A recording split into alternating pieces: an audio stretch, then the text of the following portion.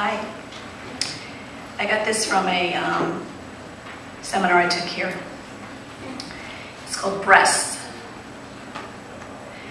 After my blouse dropped to the hardwood floor, the silent assessment started. He hadn't said a word, but my breasts had begun to sense fear.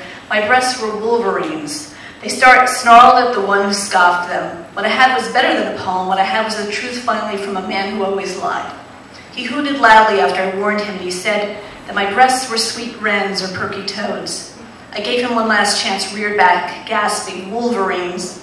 My breasts, who after all belonged to me, lunged at this galoot with his big mouth, and while I tried to reason with them, this feral pair, these fanged beasts, began to slather and snap at the wild air. My breasts were wolverines, and by now they were out of control, out of their minds. I dreaded what I knew would happen next. My breasts were wolverines, and one sank its teeth into the yokel and, quick as howling, ripped his tongue out lickety-split. I hated the fact he didn't bleed, like he was supposed to, or plead about death. I hated the fact that my breasts were wolverines. He continued to choke on his own bloodied words. Squeaking sounds of toads bubbled from his simpering lips. I was instantly assaulted by the smell of toad piss. My breasts were wolverines. He may have been half right.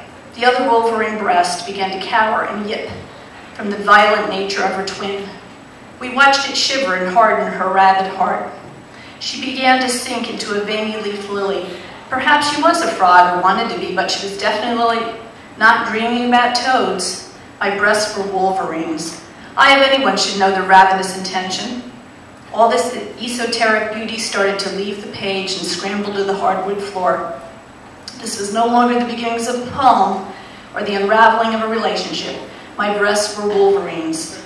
After an enthusiastic denouement, they would become properly domesticated. The world would be safe from their dangerous purpose.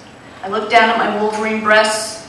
Even the conversation had soured, had spoiled what we had been about to do. I sniffed the room, which had a rank, musky smell.